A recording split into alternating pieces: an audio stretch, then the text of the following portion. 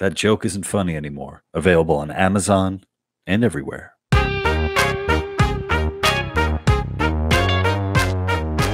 Hey guys, welcome back to the Lou Perez podcast. I'm your host, Lou Perez, and I'm so excited to be joined by my next guest. Her name is Diane Yap, and you might know her as a soy sauce supremacist, or from her Substack, Critical Rice Theory. I've been seeing Diane's stuff on X for a while now, but the first time I actually got to meet her and talk to her was on our mutual friends podcast, Cut the Bull, with Charles Love and Wilfred Riley. And it was such an excellent experience. I had such a great time that I was like, oh, I got to invite Diane on. And thankfully she accepted the invitation. So Diane, thanks so much for joining me. Yeah, thanks so much for having me. Yeah. So one of the things that we talked about on Cut the Bull was a particularly, I don't know if it was viral or a controversial tweet you had in regards to babies, and saying, if I'm not getting it right, please correct me. Something along the lines of, if you can't shut your baby up, keep your baby home. Don't bring your baby out where it's going to be causing a disturbance and all that. And I took umbrage with that because I have two babies. But then something happened. We did a family trip to France where we had to take altogether 4 flights. And on all 4 of those flights, my 4-year-old was amazing. My 4-year-old was like Diane Yap baby material. You're like, okay, that guy's cool. My 2.5-year-old, though, was a monster. And I was actually going back and forth with Charles Love when I landed. And he was asking me, how it went. And I said, this dude was about to take skydiving lessons, how bad he was on the flight. But so, yeah, I wish that I could report back and say, Diane, you don't know what you're talking about, because my babies are the most amazing and they're so quiet and blah, blah, blah. But yeah, I'm a part of the problem. And so here I am, part of the problem. Yeah, I mean, I know it sounds really, really harsh, but if you even just look at it from the child or baby or toddler's perspective, like, what does a 2-year-old get out of going to France or whatever, right? I feel like if a child is kicking up like that and they're just screaming for half an hour straight, they're probably not enjoying it either, right? So it's really for the parents. The parents, it's their convenience. They have nowhere to leave a child, but they want to go on vacation. They want to see grandparents. I get it. But I think, like, you have to recognize that at some level, it's a selfish decision. Right. And like, we're all selfish. We all make selfish decisions sometimes. But I think, we'd get further in the discussion. We'd probably understand each other better if there could be that just basic concession. Like, yes, this is a selfish decision and a lot of people might suffer because of it. But, we're going to do it anyways. Yeah, no, I think you hit the nail on the head. And I think Will Riley really put it where, it's like, yeah, ultimately what it comes down to is the parents saying, I don't give a fuck. Like, fuck all of you. This is my selfish decision, the act that we're having here. And yeah, I mean, you're right that the 2-year-old, the 2.5-year-old has no clue where he's going, why he's going there, what this seat is that he needs to be buckled into for. First flight was over 6 hours, I think 7.5 hours. And you know what doesn't help too? It doesn't help. Yeah. And this is where I'm gonna try to weasel out and try to not take total responsibility. But I think a part of it too is the whole system and structure around like air travel has gone to shit so bad. Like, we were supposed to fly out, I think around like 6 or 7. We were delayed like over 5 hours, right? So we had gone in as parents being totally prepared for, okay, this is when we're going to get on the plane. This is when it's taking off. We're prepared for that. And then you add like these other elements of, this insane delay. And then also you flew Delta. Everybody who worked for Delta at the JFK airport was just garbage, like just unhelpful, unkind in every which way. But then when we got to France, people were really great. So, you know, maybe that's a little, you know, a weaselly way, but then also it's like, no one gives a shit about my kids. They're my kids. You know, I'm supposed to be the only one who gives a shit about them. Yeah. And I do think that people are much more understanding if it seems like the parents are at least trying. But yeah. I mean, a lot of people, me included, have just been on planes or trains or whatever, where the parents have sort of abdicated because they're used to the screaming. These are their kids. They get the screaming all the time. So they're like, oh, I don't care. You know, it's just a kid. You deal with it.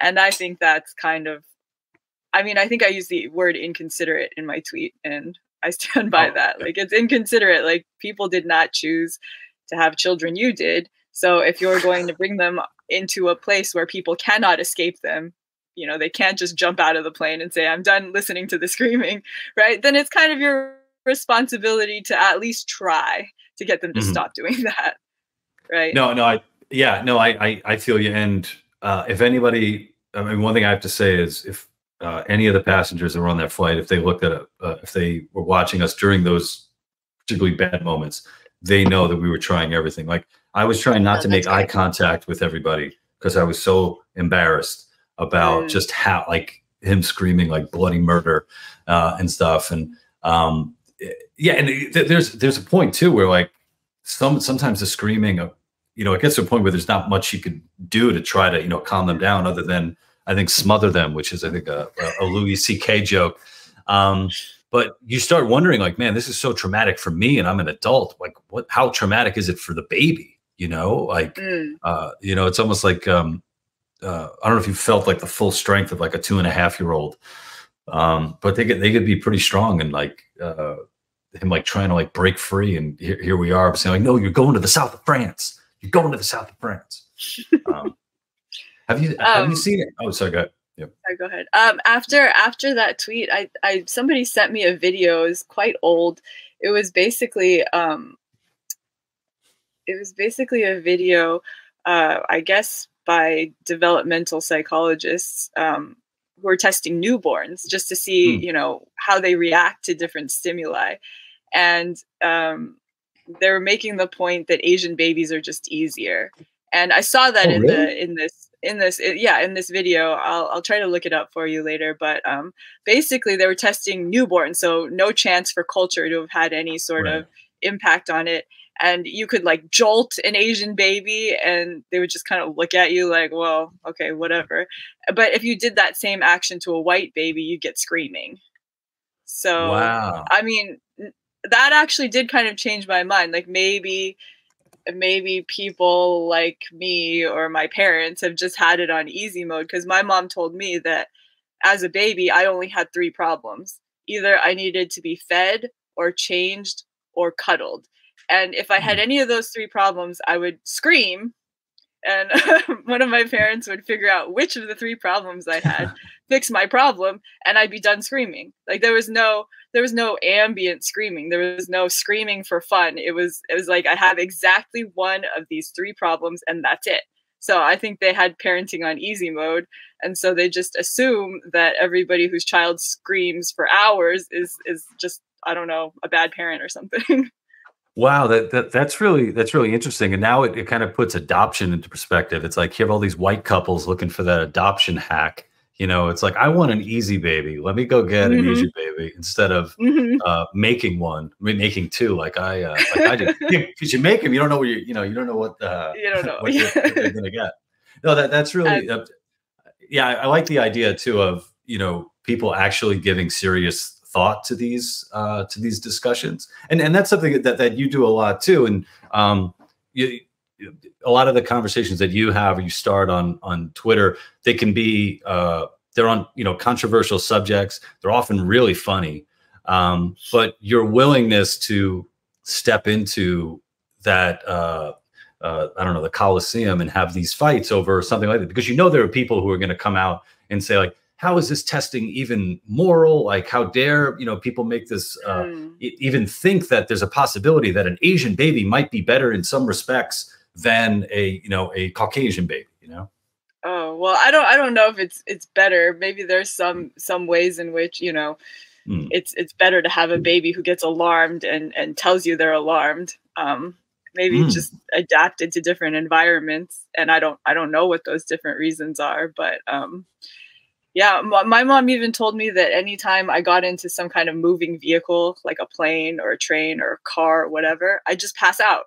Like I couldn't Oh, keep that's awesome. consciousness. So she did take me traveling really, really young as a baby and whatever. She even sent me to Taiwan by myself when I was 6. Whoa. She just handed me off to the airport people and said, "Okay, you'll see grandma and grandpa on the other end. Please behave." Like, oh, okay. Wow, that's amazing. Yeah, so I think that, yeah, maybe that's like the next thing. It's like, uh, you know, your baby shouldn't be inconsiderate when you're traveling, and it should be such a great baby that it could travel alone.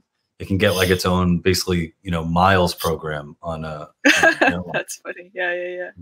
And But also my mom had this really terrifying glare. So I was like, mm, well, why don't these other parents with the screaming kids, the 2-year-olds that already understand language, right? Why don't they just have a really terrifying glare like my mom? Because if my mom deployed terrifying glare at me when I was in public, like I became very still and quiet. It was like you don't want to see terrifying glare. You just wither. right. Are you do you have siblings? No, I'm an only No, child. only child. Oh, okay. You got a lot. Yeah, got a lot of a lot of attention. Yeah, it's with our boys, our youngest in particular. He's so he's so ahead when it comes to his development of speech, that we tend to still like treat him as if he's older sometimes, Mm, because even though mhm. he has the speech development, doesn't necessarily mean that he's comprehending everything. And so yeah, with all like kids, it's trying to figure out what is the best way to handle them, to discipline them, because not all kids, I guess, react the same way. Like I guess there's some Mhm. kids where your mom gives them that glare, and maybe they like it. It's like, they're like, oh, Because I'm it's making this attention woman. and they like any attention, you mean? Yeah, like any it's negative. Like I'm gonna break some more stuff. Like I'm getting Okay, the that's glare. fair. Yeah. Okay. Yeah, yeah, yeah. Yeah. I could see Um, that. so you were born and raised in San Francisco, right? Yeah. Mhm. Yeah. And so as somebody who I've only visited San Francisco, so Mm. I'm never been a native. I lived in Los Angeles for a few years, and the a few times that I went up to San Francisco, this is probably over. I mean, we're probably going back like 10 years. I absolutely loved it. I thought it was fantastic. But now it seems like everything that I hear about San Francisco, it's just the worst city imaginable in so many ways. If I think probably the number one thing I hear about the most that seems like so out of the ordinary is the amount of human shit on sidewalks. Is that real, or is that something that people who like San Francisco haters are painting in someone's mind's eye? So I think in San Francisco you have um, sort of a bifurcation. There are definitely places that fit that description, this post-apocalyptic hellscape where there's needles and there's trash and there's people bent over or passed out on drugs and there's human feces, but it's sort of concentrated. So it isn't that it's sort of uniformly spread out through every neighborhood and you'll see an equal amount in every street, as I guess would probably be your guess as well. No It's mostly like equity. the No, no. Tenderloin and like the places where I don't know if it's because there are service providers just gathered there. So the Mhm. people who use those services and tend to be homeless or on drugs also just hang out there. That would be my guess.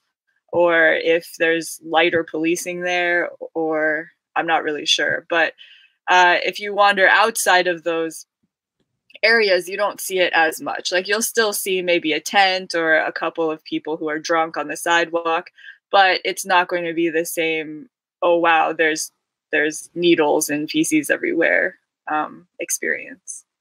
Mhm. And when did so I guess that's a good thing, in that there are areas where you can escape this stuff, because one of Yeah. the because I I remember a little while back, this poor woman was, I don't know if she was hit by a homeless person or a homeless person like threw something at her. And I don't know how long she had been living in San Francisco, but she went on TikTok and said, hey, you know, I don't feel safe anymore in my city. And it's really uncomfortable every time that I go out. And the responses to her were, you had people on the right basically saying, well, you voted for this, right? Right. As if there was no, yeah, as if there's no that's possibility. On the ballot. Is that on the ballot? Like, let me get hit by a stranger in the head. Right. Like, yeah. No, I don't think that was ever on the ballot. I wish it were, because I would not vote for that. Right. Yeah. And then on the other side, you had, you know, people on the left basically saying, like, you have no right to complain because the other policies that you support, your privilege, and also the policies that you support, the fact that, hey, if you have a cell phone, then you're supporting the tech bros that, you know, are making, pricing people out and all that. And it's like, it's really hard, I guess, to have a proper, fruitful conversation when those are the, the kind of the warring factions. Mm-hmm. Yeah, that's true. San Francisco, I think we have a lot of really well-meaning people, but who are just extremely out of touch, either because they're, physically removed from having to deal with this kind of mess or these kinds of threats, or because they're, just so wealthy that they can just buy their way opt out of all of that. And then I don't know whether they truly believe it or whether it's just the common stance to have within their social circles, but they are obsessed with this sort of signaling that I call toxic empathy. They're like, oh, we should have empathy for these people on the streets. We should have empathy for the people addicted to fentanyl. And their idea of empathy is basically like the same idea as spoiling children. Just let them do exactly what they want. We'll pay for it. We will turn a blind eye to whatever consequences, whatever actions come out of that. And we're going to continue to say, oh, poor them. Poor them, it's on us. So we just have to take care of them and let them do what they want. Yeah, I had a conversation with Peachy Keenan on my podcast. I don't know if you know Peachy Keenan, but she's a conservative author and a writer. And one of the things that we were talking about was like this, it's like violent, crazy, homeless privilege. It's like the stuff that you can get away with if you're homeless, violent, and crazy, versus the stuff that you and I, Diane, could never get away with. Right. And I think toxic empathy is such a great way to put it, because I see it all the time. Unfortunately, I live kind of in the suburbs, countryside of New Jersey, but I used to live in Brooklyn, and I make this joke that I keep my Nextdoor app. Do you have Nextdoor? That app by any chance? Yeah, like I keep that for my old neighborhood. So it's sort of like I'm keeping tabs on an old girlfriend whose life is getting worse and worse without me in it, and I'll check in sometimes, and they're horrific stories like the one we were just talking about. And then you go to the comments, and there are some people who are like, oh man, that's awful. And then there are other people like, how dare you complain about this? How dare you say this? There was a post. Someone said, hey, I was attacked by, African-American male at this time on this corner. Please watch yourselves. And someone said, how dare you include the person's race, because you're going to make it so that, the chances of a cop killing a black man go up because you mentioned the person's race. And it's like, what do you, what's the end game for you? Yeah, it doesn't make any sense. That doesn't make any sense, because like, what, a cop is just going to go out to that corner and start opening fire on all black people? Is that what goes through these people's heads? I mean, if you warn somebody, okay, there's somebody who's just attacking strangers and this is what he looks like, what are people going to do with that information, except maybe, give a man who fits that description a little more space? Is it going to hurt the man that he's given a little more space so that someone crosses the street? If he even notices, maybe it slightly hurts his feelings. But I mean, that's not too serious, right? It's better than an innocent person just getting bashed in the head for no reason, isn't it? So I think the problem is that we have all of this empathy for people who are doing harm, and not just a little bit of harm, like maybe offending somebody, but a lot of harm, like shoving them into, you know, an oncoming train or stabbing somebody at random. Right? We're giving a lot of empathy to people who are killing or nearly killing strangers.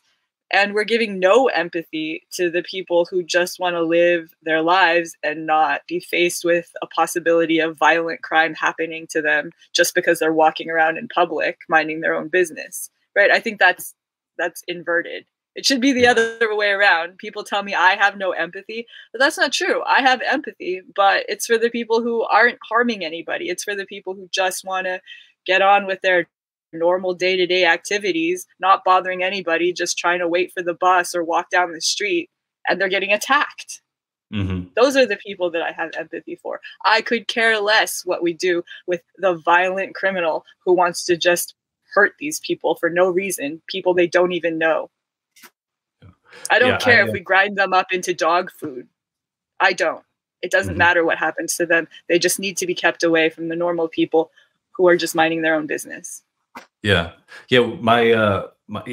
My compassion, you know, completely exits the room anytime violence is involved. It's like, okay, if somebody, if somebody's, mentally ill and they're talking to themselves, it's, man, that poor man, that's too bad. The second that person puts their hands on somebody or spits on somebody or just disrupts everyday life, I'm like, I'm fuck them.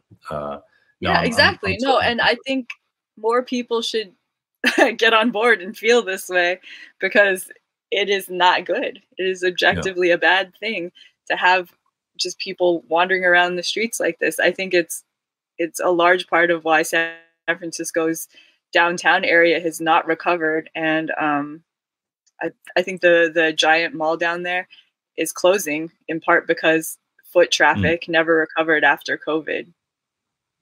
Yeah. It's just sort of overtaken by these violent, crazy homeless people. Yeah.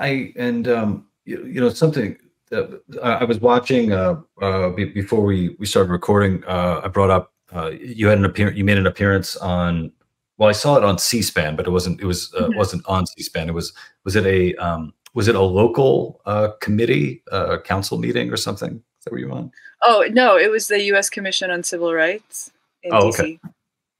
Got it. And what was the specific subject matter, and how did it come about that, you ended up, being part of that? It was a panel on how the U.S. government should respond to anti-Asian racism.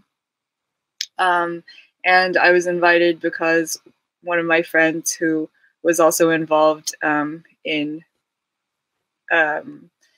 Lowell is the high school that we both attended. And during the pandemic, they were trying to roll back merit-based admissions there, or they managed to do that at the school board level. So he founded a nonprofit to fight that process and invited me to join the board. So he also actually got me an invite to talk on this panel. Yeah. And I found it because I think I was, just kind of scrolling your Twitter, and somebody was like, "Oh, you got destroyed here," or something. And then I had to go and watch what the destruction looked like, and it didn't look like destruction at all. I watched a number of the specific speakers, like segments there, and one guy that stood out to me was this dude Brian Levin, who I think he may have been from New York originally, and for one, he was sort of like the people that you find on Nextdoor, who are just trying to find any justification for the mayhem.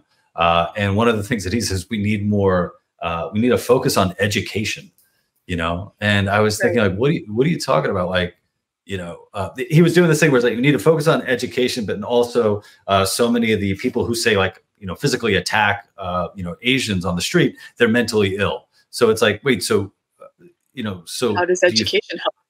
Yeah, how's education going to help this, this crazy, piss-smelling vagrant who's, knocking out 80-year-old Asian women? Like, what sort of classes are you going to be, teaching this guy? Yeah, and he also, for some reason, talked about Black maternal health.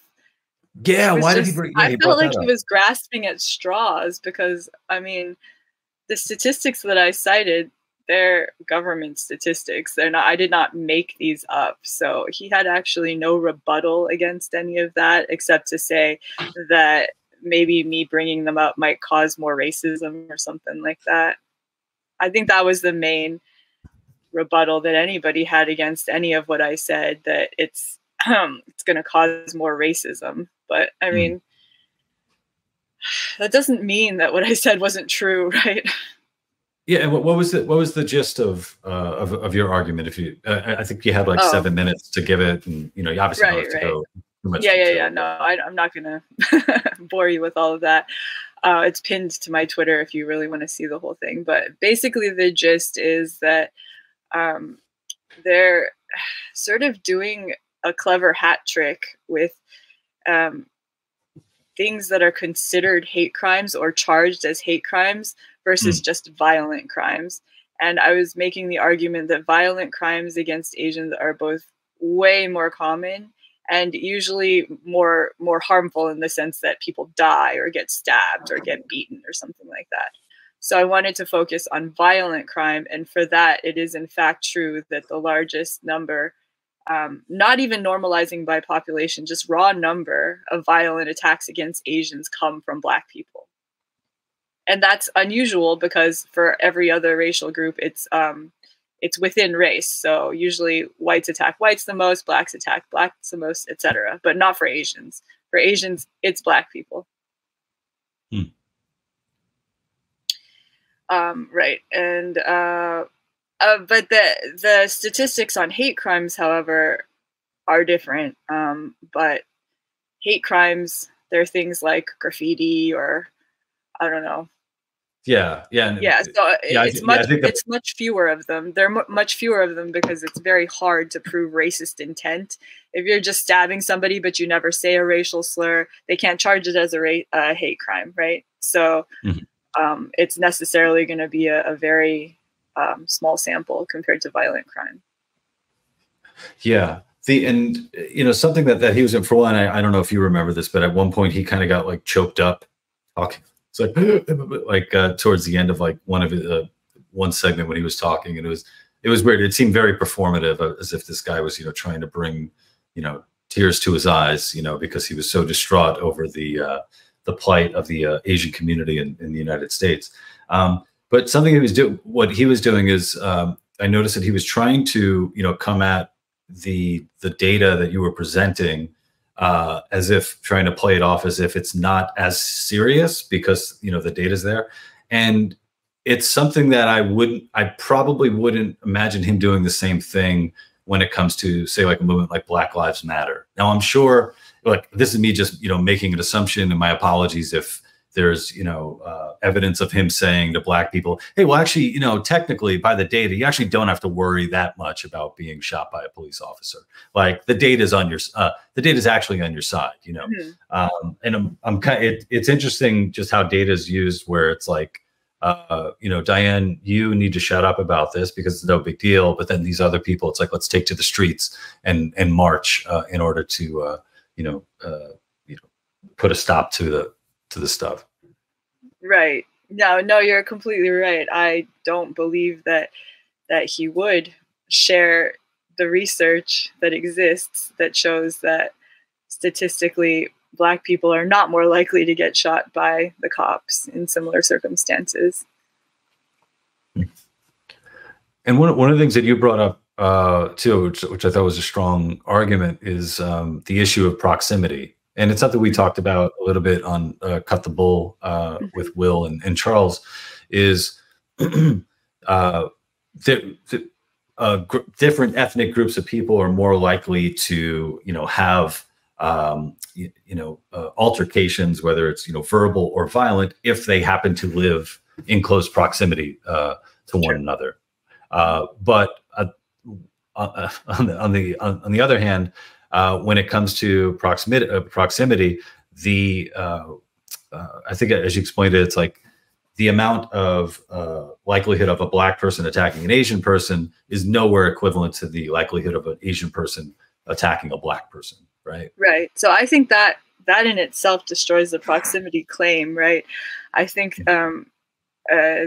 according to the 2018 violent crime statistics, there's like 171 or something attacks, black on Asian attacks for every one Asian on black attack. So proximity, when you live close to somebody, is symmetric, right? If you live close to them, they also live close to you. So if it's just based on how close you live to one another or how often you cross paths, it shouldn't be that one side attacks the other 171 times more than vice versa, right? If it's just based on you living close to each other, there's got to be something else involved there. Yeah. And also, I think, some of it, too, it does come off as like, going after easy targets. I mean, sure, going after like an elderly woman is such a, I mean, just a beyond cowardly move. And I remember it's sort of around it seemed like the same times where in New York City, where I was hearing a lot about, attacks on Asian Americans. There was also a lot of attacks on Jewish Americans as well. And it seemed like here were like two, groups of people. And I'm putting, my apologies for putting Asian as just like a group. But it just seemed like here are two groups of people that somebody got a memo that it's okay to fuck with them because they're not going to fight back, because they're going to be an easy target, as opposed to like the meme of the rooftop Koreans back in the, during the LA riots, where it was like, oh, don't go fuck with those guys because they are armed to the teeth and they're going to fucking shoot you if you try to destroy their livelihood or, their businesses.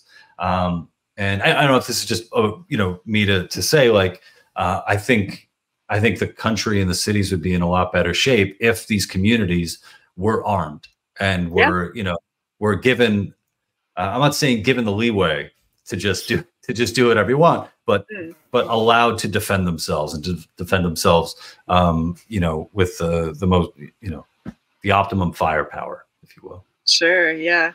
When all of these violent attacks were in the news basically every week, I was fantasizing about this. I was like, well, why can't we just, I don't know, teach people how to use guns, get them concealed carry permits, have them wander around in the streets of San Francisco and defend who needs defending. I guess that sounds a bit vigilante, but I think there wouldn't have to be a lot of people who actually got hurt this way before the word spread, oh, you don't mess with people in Chinatown because there are basically roving armed guards just in the street, so they might shoot you back or something. I mean, I would love like a kind of a B movie action, like a B, like a B movie action movie, like kind of like the Joy Luck Club, but instead it's just like older Asian women who, have a death wish. That would be amazing. And they, they're dealing with their culture and their family issues and all that, but they're also smoking suckers. Oh, that would be so funny. I would love that. Yeah, and then if they go on trial, because the DAs here really don't prosecute people often, they could just say self-defense, right? Look, I'm an old Asian lady. I feared for my life, and that's totally rational. Look at me. I'm like 5 feet tall. I weigh 97 pounds. Look at me. Obviously, I fear for my life when these people are like beating up people like me every day, right? Robbing us. Yeah. So he comes towards me and I shoot him, and that's that. He was, no, that's all right. All right. That's it. We'll get a movie deal. I don't know who's gonna produce it. Sounds great. But we'll, you said that you lived in LA for a while, or? Yeah. I lived in LA for, I think like altogether, maybe like a little over 4 years, maybe close to 5. Okay. Yeah. So I've heard, but haven't confirmed, that there are parts of LA where like the Latino gangs were just we are not going to accept any of this treatment from Black people, and just basically did what you were suggesting and scared them all off. And so there are areas in LA that there is no, like, there's it seems like there's nonsense going on because they're afraid of the Latino gangs. Is that true? Or do you know about it? I don't know. I don't know, like the history of LA, like that, Okay. world. I mean, I was out there doing comedy in Hollywood. Okay. So, yeah. So, I guess the areas where I was were, kind of like more gentrified and stuff. Mm-hmm. But I mean, I've definitely heard about, gang warfare between Mexican American Chicano gangs and, Black gangs, or, was a real thing. And it also seems like LA is pretty segregated, when it comes to these areas. And I mean, they do have a huge, Mexican population there as well. So I that seems like something that would be, rather reasonable. One of the things that I wrote a little bit about in my book was about the Boyle Heights neighborhood in particular. So Boyle Heights is a very insular neighborhood. They don't want any gentrification whatsoever, to the point where, when you think of gentrification, you think of like white people moving in, and they went so far where it was like, no, we don't even want Hispanic people moving in, trying to do something in our neighborhood. They would call it genteification. And so, there were people who tried to open like art centers and cafes and, all this stuff that would really bring, some great stuff to the community. And Boyle Heights was like, no, get out of here. So I thought it was interesting to, see a group of people that were probably, open borders when it comes to immigration. But when it comes to actually emigrating to their little piece of turf in LA, they were like, no, build a wall. Yeah, that's pretty funny. Yeah. Something I wanted to talk about is, even just like the term, or, saying like Asian, right? This happens to like me being like, Hispanic, Latino, where it feels like they put everybody into it as if Cubans and Nicaraguans have anything in common beyond like they speak the same language, as if they have anything in common with like Argentina or Mexico and all that. And I mean, with the Asian community, it's even more disparate, right? Because you're talking about completely different countries. Like, what do you make of, Asian being, a grouping in the United States? Well, I think it's kind of funny because I think it just sort of covers over how much beef there is between different kinds of Asians back in the home countries. Or, I mean, maybe that's lessening these days, but certainly the older generations, like grandma and grandpa, you ask old Chinese people how they feel about the Japanese, it's not great. Right. You ask old Korean people how they feel about the Japanese, it's not great. There's a lot of There seems to be a common denominator in the Japanese. No, the Japanese are great, but there's historically stuff that happened that people aren't happy about. So it's pretty funny that it's just, okay, you're all lumped into this one group. But I kind of understand it, because statistically, it's going to be hard to do any kind of statistics, because Asians are 4 or 5% of the U.S. population. So if we start breaking it down further, then everything just becomes like sample size too small to do statistical analysis or something like that. Yeah. Right? So yeah. I understand for practical and data purposes why it's done, but I think a lot of people who just hear Asian think that maybe we have a lot more in common than we actually do. Mm-hmm. Yeah, like isn't there a month? Is it Asian and Pacific Islander month or something? Oh yeah, I don't know how the Pacific Islanders got lumped in with us. Yeah, it had to expand even further. I don't know. I used to be friends with a woman who she's Filipina, right? It's not Filipino. and she's like an actress and stuff, and she was working in like diversity and stuff in in Hollywood, trying to get more diverse cast members. And for me, I just thought it was kind of funny to see like a a Filipino like going nuts and being so happy for a Korean person getting a role on TV, or like a Japanese person getting a role on TV. And it was just sort of making me think like, kind of what we've been talking about. Do you guys even like each other? Like, is this, what are the, what is a crossover between the Filipino and Korean community? I think here, Asian Americans, especially ones who were born here, because we're kind of used to being seen as one big homogenous group, maybe we have more, I don't know, affinity towards each other than maybe the people back home in the home countries who speak completely different languages and live in different cultures would have with each other.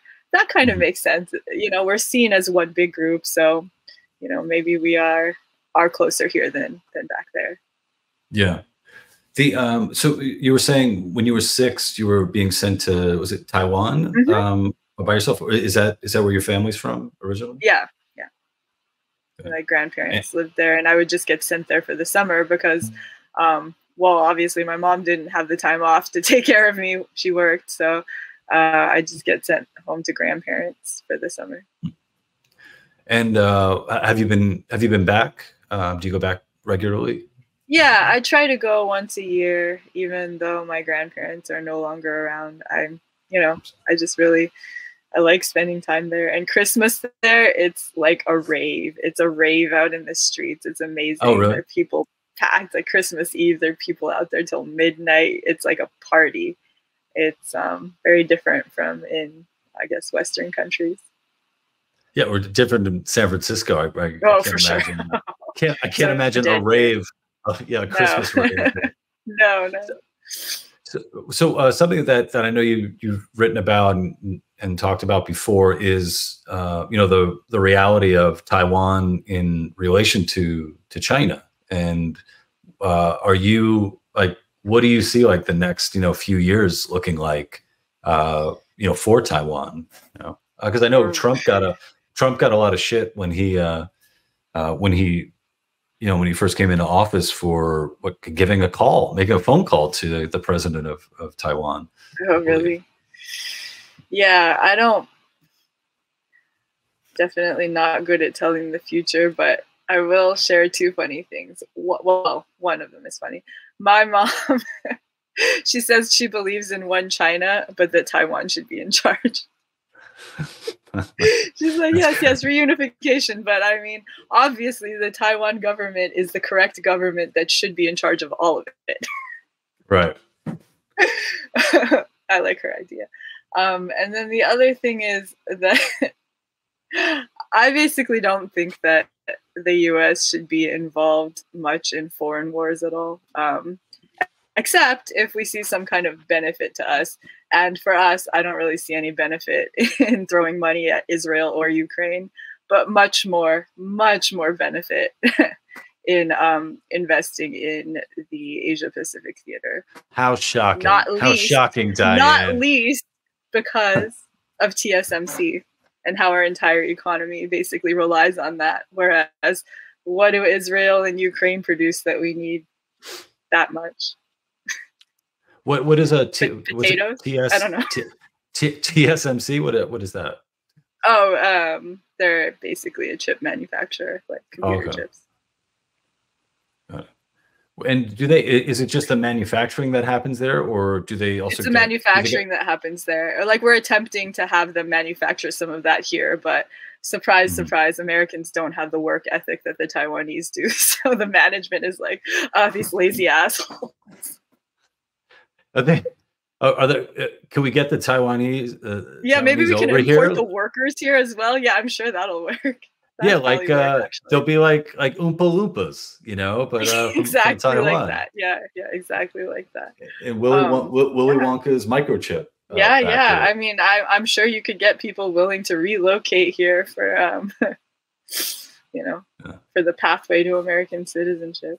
I'm sure you Well, could, but I think the goal was supposed to be that there would be more jobs for Americans, and that's why we mhm, have the new chip manufacturing plants here. mhm. And I think that was something I know Vivek Ramaswamy was talking a lot about. Mm. You know, the future there, and uh, yeah, I mean yeah, it's like how like even what we saw like during COVID, you know, when so much of the you know emergency materials that we needed were being, you know, manufactured in China, Mm. and sort of, you know, that should have been, you know, some kind of a wake up call that, you know, reliance on other, you know, other countries, in particular, you know, uh, a weird communist dictatorship, you know, might not be the best way forward. Right, definitely true. Um, but I don't know. I kind of, in general, have this Habsburg take on things. I don't love the idea of war. I think we should just intermarry, or depend on each other for trade or something, so that both sides are like, okay, but if we start fighting, then we no longer get XYZ supplied from them, and that would be real bad, so let's just not fight. Mm. And you call it the Habsburg thing? Well, I mean, the Habsburgs, they did it by intermarriage. Us, we would do it by both sides becoming pretty reliant on each other for trade. Right now, it's not really like that. I think we're a lot more reliant on Chinese produced goods than vice versa. Yeah. I mean, I try to find, like, you know, stuff that's like made in America. It could be tough though. Yeah, for sure. Okay. Speaking of things I bought, I bought a rice cooker. Oh, And yeah, yes, I am bringing that up because we've been talking a lot about Asian stuff. what brand? Does it Yeah. sing? No. It's like a cheap one. I think it was like Oh, 40 or $50. okay. Yeah. So, you know, soy sauce supremacist. I haven't seen any cooking tutorials or anything like that you've put out. Do you do any stuff like that? Oh. Should I? Maybe I should. I think I so. threaten people with an OnlyFans where I just eat things with bones in it. How is that going to be a threat? Do you know how many perverts out there are just going to love that? Even your haters are going to be like, yeah, It's like, look, choke it's on that not bone, gonna be, bitch. it's not gonna be salacious. There's not gonna be any skin. It's just me eating like fried chicken and ribs and things like that. You know what?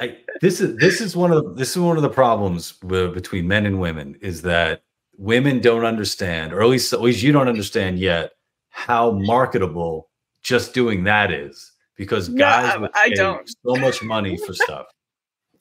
Really? There's Okay, but that was a joke, but I don't know, no, I'm because I thought it. serious. You know, people do it. There's a whole, I don't know if you've ever heard about this, like this fetish. It's called feeder. Feeder. Oh. Feeder. Yes. But Yeah, don't you you've have to heard. be fat? Do I have to be a lot fatter for that to work? No, I mean, you could choose. I mean, if you wanted to go that way, you could always, you know, go that way. But and you're not going to get there with just eating Ribs. protein. You know, yeah, you'd have to eat a lot of cakes and stuff like that. But you know, the idea that there are guys out there who are, you know, paying, you know, these incredibly obese women to eat and get fatter. You know, part of me doesn't think that it's necessarily a sexual thing. I think part of it is like a cruelty thing, and like a power cruelty thing. Like, I'm paying this pig to become more boorish or whatever. Wow. But I think you could totally own the space of eating fried chicken on an OnlyFans. So just saying. Thanks. So the soy sauce supremacist thing, I actually copied from Asian Dawn, which is this bigger account on Twitter, who I don't know, is very Asian pride, and I like him a lot. I think he's Japanese. But yeah, I borrowed that from him because I always see I always get accused of being like a white supremacist or whatever for sharing the stats that I do. But in fact, almost all of the stats that I share, Asians are performing even better than whites. You know, household income, SAT scores, lifespan, health outcomes, etc. Almost everything. And you guys have been pretty quiet about it. I think you're looking around and you're like, all right, we're only 4 or 5% of the population. We don't They're want gonna people just to, wipe us out. yeah, let's Let's just not talk keep it about quiet. it. Let's excel. Like, yeah, we didn't get into Harvard. We didn't get into Harvard. That's fucked up. I know that, but you know, we can get into Duke. We can go, you know, we can go other way. Yeah. Yeah, Mom still hasn't forgiven me for not getting into Harvard, but we'll just put that aside for now. Did you what other Ivies did you get into though? I literally just applied to Harvard and I think Berkeley or something like that. No. I applied to a few others that I forget now, but I think Harvard was the only like Ivy, and I got waitlisted. Yeah. Well, how do you? I mean, how do you feel when you know you get waitlisted? Well, what'd you get on your SAT? Do you remember? No, I don't remember. That dude David Hogg, he got a 1270 on his SAT and got into Harvard. Like that's disgusting. Whoa, good for him. That is so. Good for him. White. I mean, I guess Harvard is kind of they're advertising that that's not what they're looking for. So I get it. Right. Yeah. Yeah. I dated a woman who went to Harvard, and she wasn't one of these like legacy admissions or anything like that. Like her parents were, you know, her dad was like a school teacher. Her mom was a stay-at-home mom. Like she didn't come from money at all. She was a brain, and she just, you know, the stupidest thing she did was probably date me. But other than that, yeah. With there were a couple other things that while I have you here that I wanted to. So I don't. I wanted you to share rice secrets with me, but I don't think you're on that. No. I haven't shared any on Twitter, but I can help you out with that. Yeah. So getting a rice cooker is fantastic. Like, good for you. I don't know how many people are making rice in like a pot. No, don't. That's what I was doing Never before. do that. No, that's terrible. Poor you and your entire family. But thank you for. But my wife is making fun of me now for this. She's like, "Oh, how's that rice cooker going?" And I'm like, I made 2 cups of rice right there, and you could, you know, it would stay warm. You know, we could eat it anytime we want. And also, you don't have to keep stirring it or paying attention to it. Right. So white rice, you should wash it. It'll improve the texture. I promise. It's not just for. Oh yeah. Yeah. Oh, okay. So just rinse it out a few times until the water runs clear. And don't use too much water. You get like sloppy, not very good texture rice. You'll like your rice in your rice cooker. So the ratio should be 1 part rice to a little bit less than that water. Oh, okay. Yeah. Yeah, because the way that I've been doing it's like basically a cup to a cup. Yeah. I mean, that should be fine, but if you wash it, then it takes a little water. You know, it keeps a little of the water, so just use a little less, and then it'll come out basically like the perfect texture. What's your thought on rice with like a broth, like say like a chicken broth versus just cooking it with water? Why not? I don't usually do that, but it sounds like delicious. Yeah, one of the reasons why I want to do it is with going back to, you know, having kids, like them being inconsiderate for strangers. They're also inconsiderate for mom and dad who are trying to cook them stuff and they're not eating it. So it's like trying to sneak. You're too nice. You're so nice. How are you so nice? You know, my mom, she was like, "Oh, food, you have 2 choices. You can eat this, or you can wait until the next meal and see if you like it then." Wow. Yeah, we are way too easy. There's no snacks either. It's like, "Oh, you don't like this that I'm serving you for this meal? Oh, that's too bad. Maybe you'll like it next meal when you're hungrier." It worked. It worked on me. It was like, okay, I don't really like being hungry. I mean, I did try to just not eat it maybe a couple of times, but I did not like being that hungry at the next meal. So I learned my lesson. Yeah, I guess I'm too much of a pushover. You're so nice. My mom did not care what I wanted to eat. She was like, "You're going to eat it or you're not going to eat it. Those are your choices. I'm not making you chicken nuggets. I'm not making you like special kid meal. Too bad." Well, now your mom should be saying that to you, but for your OnlyFans. She's like, "You're going to eat fried chicken on camera for perverted men to give you money." That's so funny. That would be funny if my mom was involved. It's like, "All right, Diane, It's Tiger chicken Mom. and only chicken tonight. Tiger Eat it. Mom. Eat Yeah, all of it. exactly. Yeah. OnlyFans with Tiger Mom. Yeah, Diane and her Tiger Mom. That would be Yeah. hilarious. Because you know how it is. It's like you have to excel at everything, no matter how you have to eat all of these debauched chicken it wings. is. Yeah, yeah. She's like, you know, you got to work. You got to work hard at this. Yeah. You got to sit there until you finish all of it. I don't care what time of the night it is. Man, yeah. Hearing you describe like your mom, I'm such a friggin' pushover. Like the other day, I told my sons, you have to eat your dinner, you have to eat your pasta, and then we can get ice cream. And big guy, he ate his pasta. He was all ready for ice cream. And little guy didn't eat his pasta. I was like, you have to drink some of this yogurt, the smoothie, or you don't get ice cream. And maybe he took a few sips. And I told him because he didn't eat, he wasn't getting any ice cream. And then we drove to kind of like the local Dairy Queen. And I looked back in the mirror and I caught his angelic face. And I was like, how am I going to do that? How am I going to give his brother ice cream? You're too nice. No, exactly. You're too nice. I would 100% do that. And I would rub it in. I'd be like, see, your big brother, he did the correct thing. And next time you can do it too. But today, no ice cream. Just like I said. And they were probably screaming and crying and whatever. But I think he'd learn. He'd be like, okay, I guess mom and dad are serious and I actually have to do the thing to get the prize. Yeah, I wish I was. At least it'd only be like a one-time thing, right? I think he would learn that. He would really internalize that. Oh, they're definitely not going to get me ice cream if I don't do the thing. So if I want ice cream, I better do the thing. If I want ice cream, I better do the thing. That's right. Yeah, I think I messed up. Yeah, I messed up. He's gone down a path now that there's no turning back. I mean, he understands that he's playing you. He understands. He's like, I can just show my dad my cute face and he can't say no. Yeah, he's just like this. He's going to be dangerous. He's dangerous. You got to turn that around before he really in his car seat, he's just like this, just like looking at me. Yeah. Well, Diane, what do you have coming up? Anything fun? Any interesting projects other than eating chicken on camera for people? I told you that was just a joke. I might be writing an article for Pirate Wires, which is pretty cool. Oh, that's Mike Solana's thing? Yeah.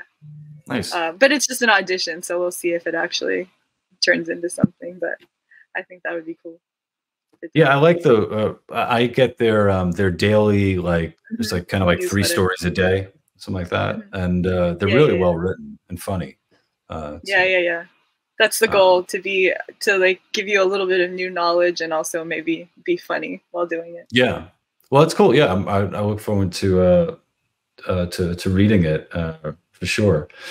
And and I hope San Francisco is treating you well, and I hope it gets better all around for you and all the proud citizens there.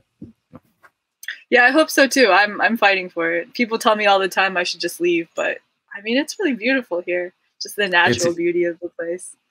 Great restaurants too.